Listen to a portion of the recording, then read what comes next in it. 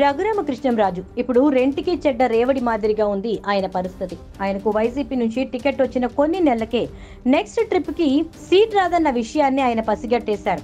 ఎందుకంటే గోకరాజు గంగరాజు ఫ్యామిలీ వైసీపీలో చేరడంతో తనకు టికెట్ రాదన్న విషయాన్ని గుర్తించారు. రఘురామకు చేతి దూల నోటి దూల, మెసేజ్లు పంపే దూల కూడా చాలా ఎక్కువ.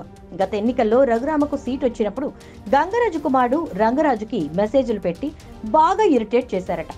దారుణమైన మెసేజ్లు పెట్టేసరికి వాళ్లు పంతంతో వైసీపీలో చేరారు. జగన్ గోకరాజును పార్టీలో చేర్చుకోవడంతో జగన్ పై కోపాన్ని పెంచేసుకున్నాడు. ఇంతకు రఘురామకు గోకరాజు అంటే ఎందుకు కోపం అంటే 2014లో బీజేపీ తరపున రఘురామకృష్ణంరాజుకు సీట్ వచ్చింది. అయితే అదే సమయంలో గోకరాజు గంగరాజు వాళ్ల అబ్బాయి కూడా సీట్ కోసం ట్రై చేస్తున్నారని రఘురామ తెలుసుకుని ఆ సీటు విషయంగా రంగరాజుని తిడుతూ ఆయన సెల్లో దారుణమైన సందేశాలను పంపించారు రఘురామ. అయితే గోకరాజు గంగరాజు ఆ విషయాన్ని సీరియస్ గా తీసుకుని పట్టుబట్టి తాను సీట్ తెచ్చుకున్నారు. ఇక రఘురామ ఆయన ఓడిపోవడానికి ఎన్నో రకాల ప్రయత్నాలు కూడా చేశారు. అయితే గోకరాజు గంగరాజు గెలిచేశారు. ఇక రఘురామకు ఏం చేయాలో తెలియక ఐపాక్ సంస్థతో సంబంధాలు పెట్టుకుని 2019లో వైసీపీలోకి వచ్చారు.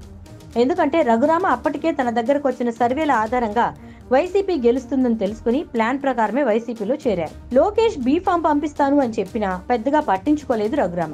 తర్వాత వైసీపీ అధికారంలోకి రాగానే గోకరాజు గంగరాజు వాళ్ల అబ్బాయి రంగరాజు వైసీపీలోకి వచ్చారు. దాంతో గోకరాజు మీద ఉన్న కోపం కాస్త జగన్ మీదకు మళ్ళింది. ఇక అప్పటి నుంచి జగన్ ని టార్గెట్ చేస్తూ సందర్భం దొరికినప్పుడల్లా తిడుతూ వచ్చాడు రఘురామకృష్ణంరాజు. ఇక ఇప్పుడు టీడీపీలోకి వెళ్ళాడు. అయితే కూటమిగా ఏర్పడిన తర్వాత తనకే టీడీపీ మొదట టికెట్ ఇస్తుందని ఆశించారు. అయితే కూటమి ఏర్పడటానికి రఘురామ కీలక పాత్ర పోషించారు. అందుకే తనకే టీడీపీ ఫస్ట్ ప్రిఫరెన్స్ ఇస్తుందని అనుకున్నారు. ఇక టీడీపీ మొండి చేయి చూపించింది. లిస్టులన్నీ అయిపోయాయి, కానీ అతని పేరు లేదు, టికెట్ అంతకన్నా లేదు. ఇక ఇప్పుడు ఎన్నికల నోటిఫికేషన్ వచ్చేసింది. ఉండి అన్నారు, నర్సాపురం అన్నారు, ప్రస్తుతానికి ఏదీ లేకుండానే పోయింది. మరి రఘురామకృష్ణంరాజు పరిస్థితి ఏంటి? ఆయనకు టికెట్ వస్తుందా? ఇప్పటికీ ఇంతేనా?